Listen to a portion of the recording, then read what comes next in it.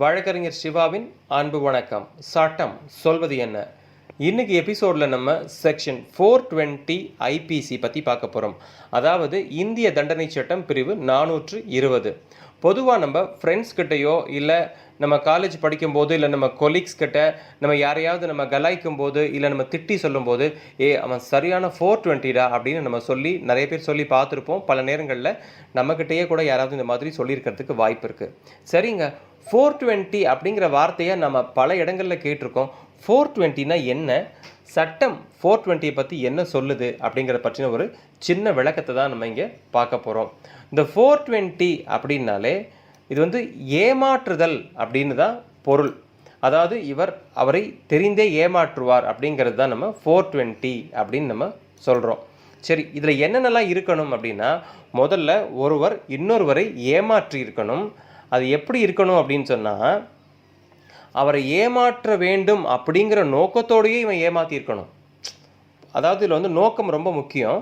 அதாவது நேர்மை இல்லாமல் ஒருவரை ஒரு சொத்தை கொடுக்குமாறு தூண்டுவது, அவ்வாறு தூண்டும்போது அவரை ஏமாற்ற வேண்டும் என்ற நோக்கம் அந்த குற்றவாளிக்கு இருக்க வேண்டும் அப்படிங்கிறது தான் 420 ரொம்ப தெளிவாக சொல்லுது.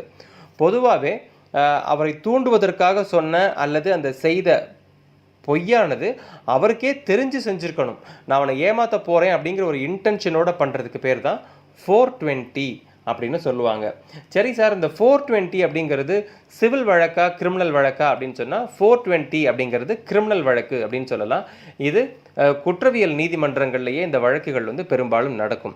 இதற்கு என்ன பனிஷ்மெண்ட் எல்லாம் கொடுப்பாங்க அப்படின்னு சொன்னால், அந்த வழக்கு நீதிமன்றத்தில் நடந்து முடிந்து அந்த வழக்கில் சொல்ல இருக்கக்கூடிய விஷயங்கள் எல்லாமே சட்டபூர்வமாக நிரூபிக்கப்பட்டது அப்படின்னு சொன்னால், அந்த 420 வழக்கில் யார் மேலே குற்றம் சாட்டப்பட்டிருக்கோ அவங்களுக்கு அதிகபட்சமாக 7 வருடம் வரைக்கும் சிறை தண்டனை கொடுப்பாங்க. இல்லை, சிறை தண்டனை மட்டுமே கிடையாது, சிறை தண்டனைக்கு பதிலாக அபராதமும் நீதிமன்றத்துக்கு கொடுக்கறதுக்கு ரைட்ஸ் இருக்குது. சில நேரம் அந்த நீதிமன்றம் அதிகபட்சமாக 7 வருட சிறை தண்டனையோட அபராதமும் சேர்த்து கொடுக்கலாம் அப்படின்னு தான் செக்ஷன் 420 இந்தியன் பீனல் கோட், அதாவது பிரிவு 420 இந்திய தண்டனை சட்டம் சொல்லுது.